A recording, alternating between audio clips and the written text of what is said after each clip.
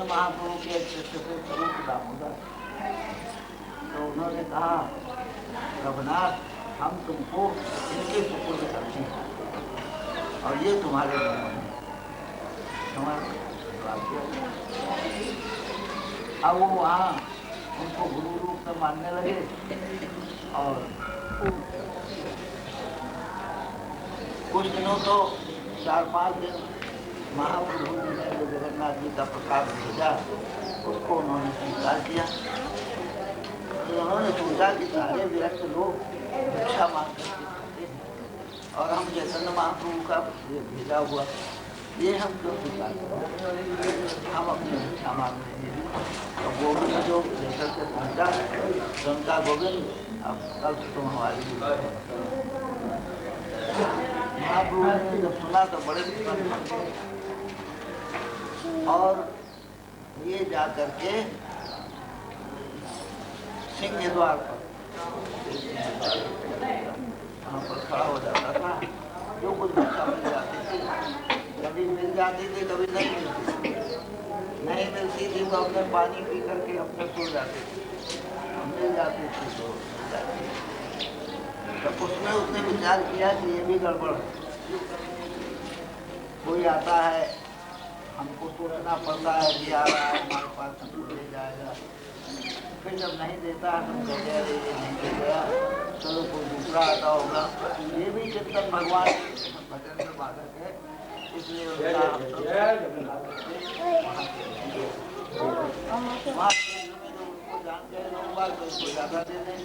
वृंदावन आए रहिए। त्यागी को कैसे रहना चाहिए हम तुमको बतावें कि कैसे जीवन बिताना चाहिए, उनका वृंदावन आकर के रहो। और वृंदावन में क्या है, प्रेम धाम माए कौनो वृक्ष तरे परे रहो, और भूख लगे गोपिन सो टूक मांग खाइए।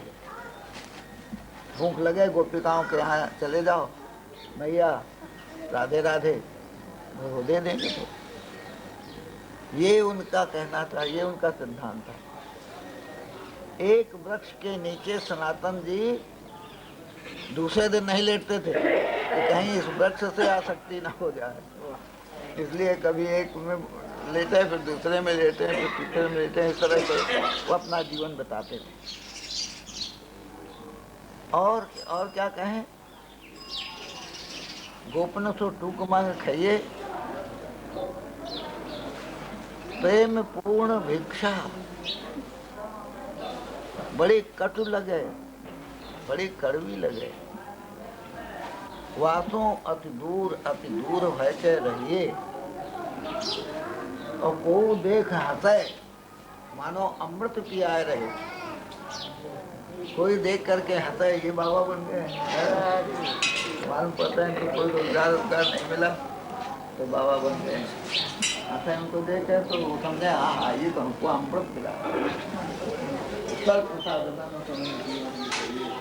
हमने जब उनका ही चैत्र सुना, माता जी के सिद्धांत को सुना, तो हमने भैया हम तो ऐसा त्याग नहीं कर सकते, दूसरे को भी उपदेश नहीं कर सकते हैं। क्यों, अल्प साधनन सो ही जीवन बताइए। एक मिट्टी का करुआ और एक खुदड़ी, 2 लंगोटी, बैठ गई, न कोई बक्सा रखने की जरूरत है, न कोई कुटिया बनाने की जरूरत है, बस इतना सामान अपने साथ है। ये परम त्याग का स्वरूप है। इनके त्याग को सुन करके अपने अंदर त्याग की भावना पैदा हो और कुछ ऐसी कि हम कम से कम साधनों से अपने जीवन को बिताएं तो हम लोगों का कल्याण हो जाए। लेकिन बड़ा कठिन है इस बात को सोचना। तो हम इसकी कठिनाई इसलिए आपको बता रहे हैं कि जिन संत का चरित्र हम बताने जा रहे हैं रघुनाथ दास का, उनका बड़ा विकट त्याग था। रहने के लिए तो जहाँ हरदास जी रहते थे वहीं ये भी बने रहते। तो इतना इनका त्याग प्रबल हुआ कि इन्होंने सोचा कि क्षेत्र में भी ये बंद है। तो वहाँ जगन्नाथ जी के मंदिर में भात जो है वो भात प्रसाद में दिया जाता है, और जो लोग चाहते हैं दुकानदार वो ले लेते हैं, खरीद लेते हैं और अपने दुकानों पर रख करके और प्रसाद को बेचते हैं। जब वो नहीं बिक पाता है, कुछ रह जाता है तो सड़ जाता है, तो उसको सड़क पर फेंक देते।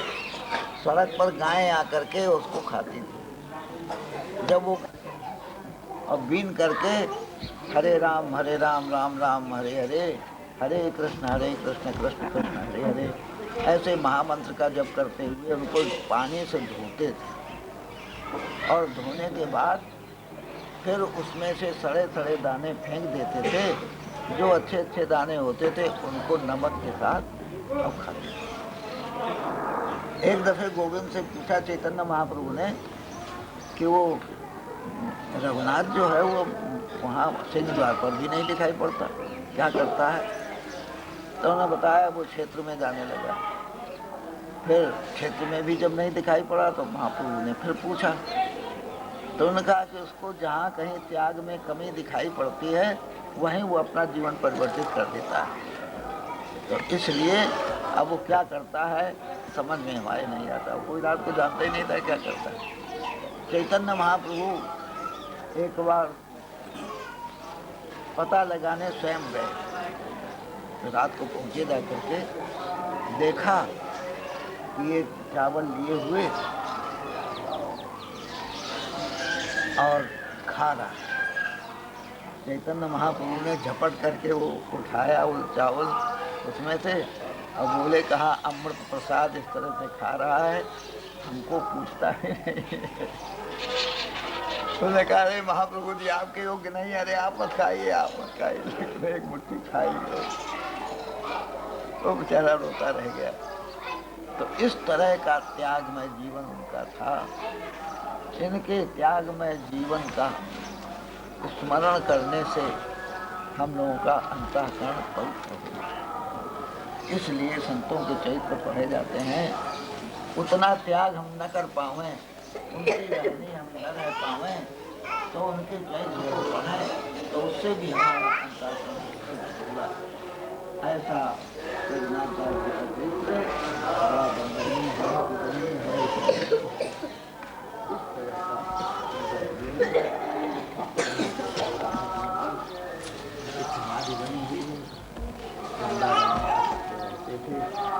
तो ऐसे पवित्र जीवन का इस्तेमाल हमको यहाँ करके करना चाहिए।